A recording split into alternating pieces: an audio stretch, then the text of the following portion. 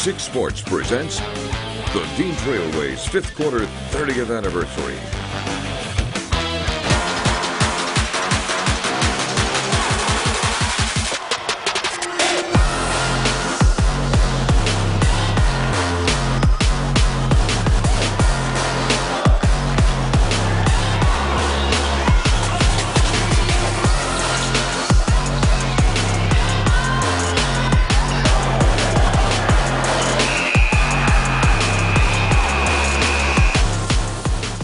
You know, it's basketball season when the snow starts to fall. Yeah. Hello and welcome to the Dean Trailways 5th Quarter. Do we ever have a smorgasbord of hoops for you tonight? As always, we thank you for spending your Friday with us. I'm Audrey Dahlgren. And I'm Nick Mantis. We're going to get to our boys' games a little later this show because our big game tonight featured a district final rematch between two of our powerhouse girl programs in the CMAC. Out to Portland we go. The Portland St. Patrick student section was fired up, as were the Shamrocks hosting Fowler, who ended the Shamrocks' undefeated season in that district final round last year. So some payback was on the mind. 7 minutes left in the game, down 12. Avery Kenishik has the green light, draining 3 of her 10 points. The Shamrocks came right back with a sharpshooter of their own. Addison Schurer also had 10 points in this one, and that's a walk of pure confidence. Then the Shamrocks went to the post, and Maddie Hansowitz chooses direct mail for the bucket and the foul. The freshman playing a big role with 7 points as the Shamrocks get their revenge, 48-40 the final. And this win was big for a special bond between two sisters.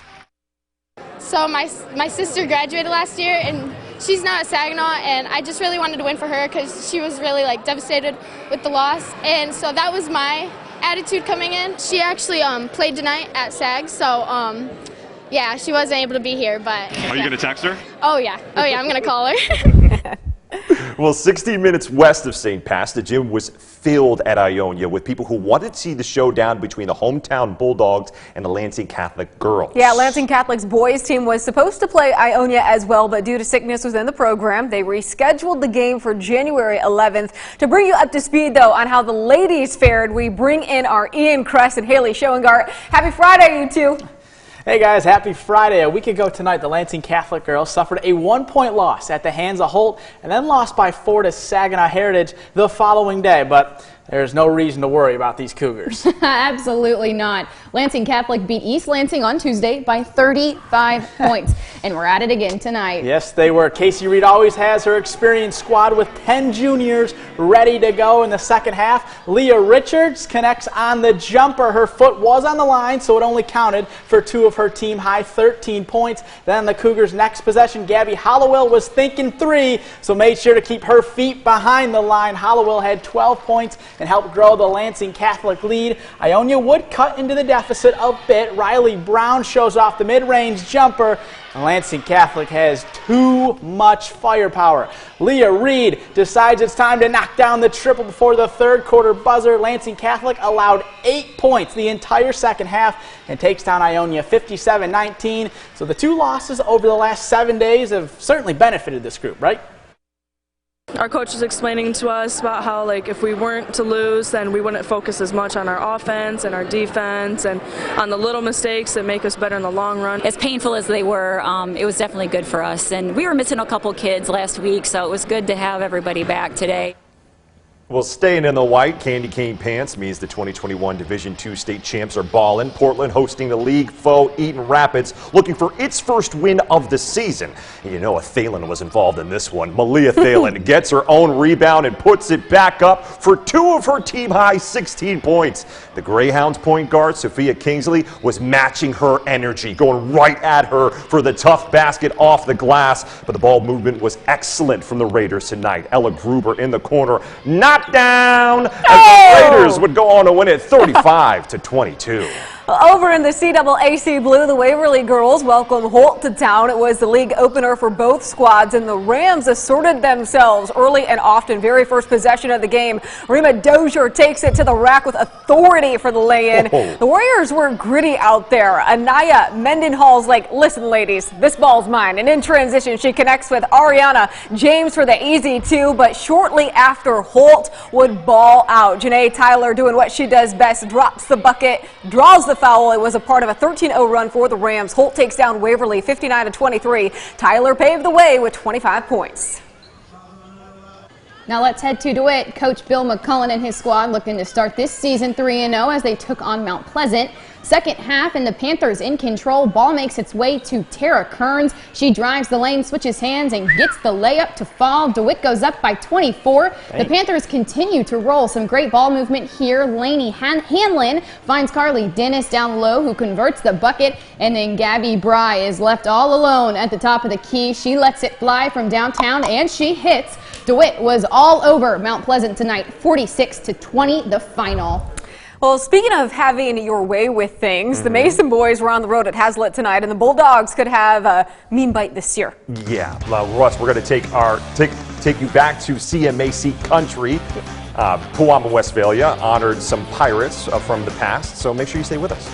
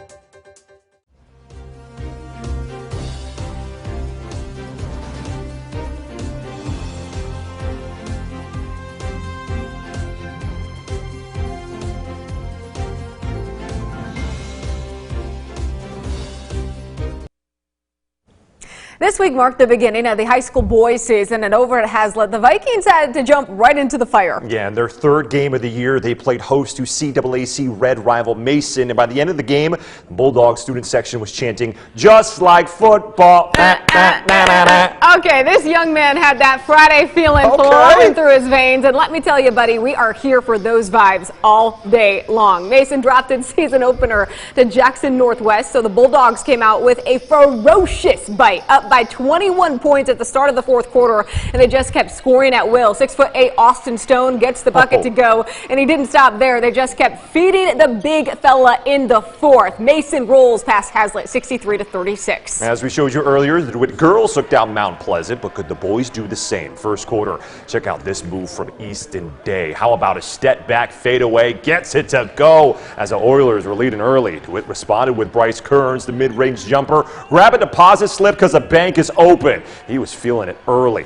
More from the man. Kearns blows by the defender and takes the contact, gets the layup to fall. Now watch this play at the end of the quarter. Logan Brodychuk looking for some space, just fires it up a prayer, and it falls at the buzzer. However, DeWitt would go on to win it 66-60. Haley, what you got? Well, Nick, let's switch on over to the CAAC White. Charlotte paid a visit to Lansing Sexton, and this one was a goodie. Devon Hodges-Smith dishes it to Hurley Young, and he gets it in for the easy 2. Sexton will tie it up at 19. The Orioles still on the attack, though. Braden Hill goes coast to coast and gets the floater to fall. 2 of his 20 points on the night. Charlotte would head into the break up 2, and they would come out looking to add to it. A wide open Ben Buzzard pulls up and drains the 3 ball. The J-Dubs would miss the 3-pointer to send it into OT. Charlotte picks up the road win 62-59, the final.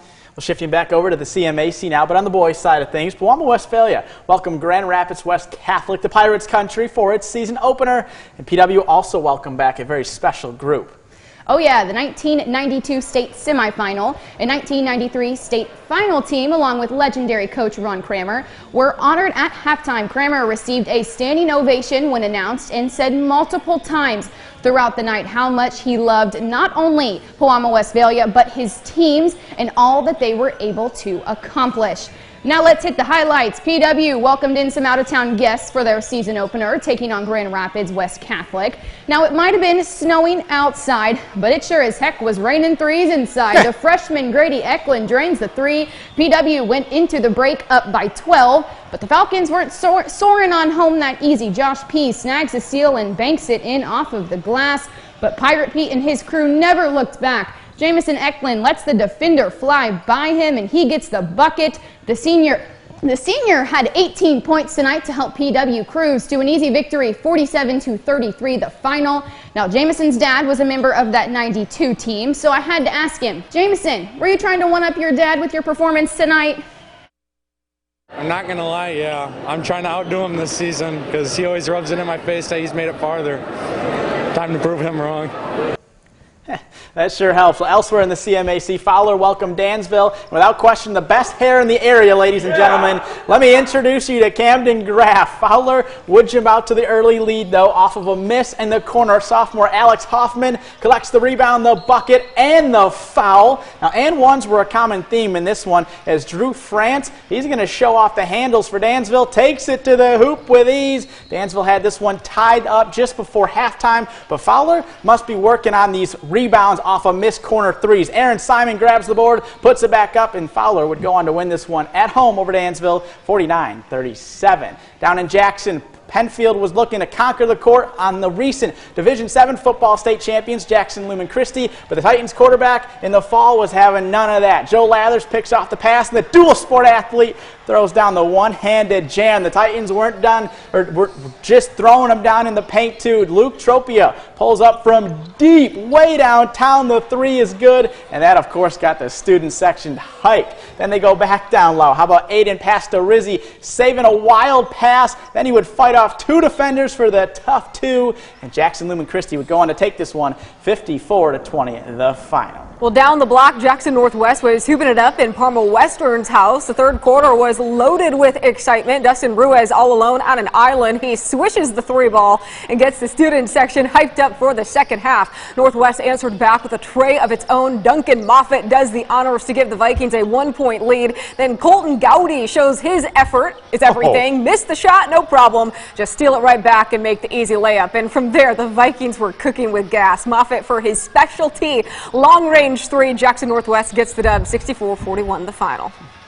Well, the hardwood wasn't the only place that we saw some fun tonight. Oh yeah, on the ice, Michigan State's hockey team welcomed in its heated rival. We'll have all of that after the break.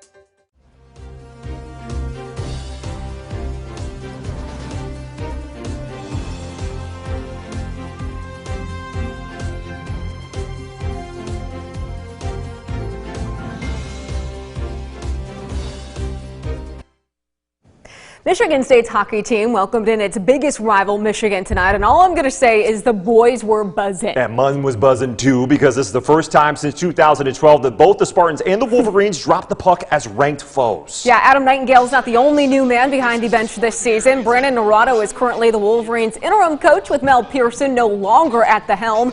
Michigan would be the first team to light the lamp, but in the closing minutes of the first period, the Spartans would even the score. We have to show you this goal in slow-mo. Cole Krieger unloads the puck to tie it at 1, and now we're going to go to the second period. Spartans flying to the puck, and check out the freshie, Tiernan Shouty, getting gritty with it. Pops the puck in front, right in front of the net, 2-1 MSU. However, the man of the night was Spartan goalie Dylan St. Cyr. Closing seconds of the second period, he comes up with a highlight reel save to keep it a 2-1 ball game.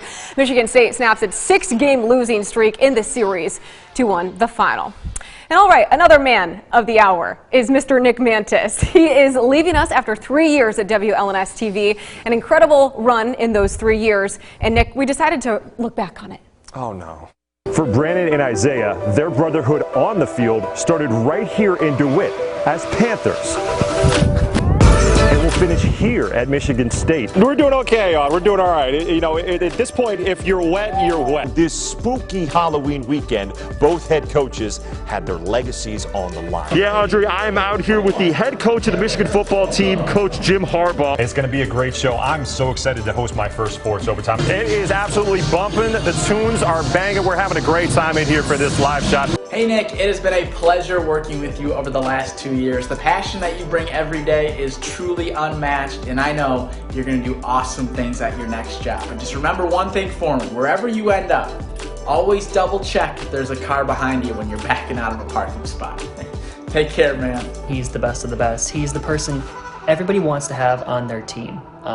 He's reached out to you if you had a bad day. He's the one to go the extra mile, and we're really going to miss him here. You bring so much happiness and joy and laughter into our tiny little cinder block room. And always remember, peace and blessings. Whoa, a little movie magic. Hey Nick, just wanted to say, happy trails. We had a lot of good memories together, but I think me and you would agree that one of our favorite memories was in 2020, the Big Ten tournament that never was, Indianapolis. Anyways, we're going to miss you. Good luck. Cheers. Now, I didn't put my part in there because I'm going to tell it to you live without crying, but you have been an incredible piece of joy, not only for myself, but for all of us here. We're going to miss you so much, and hey, I appreciate you, man. All right, back at you. Thank you, guys. That was really special. special. Good night, everybody.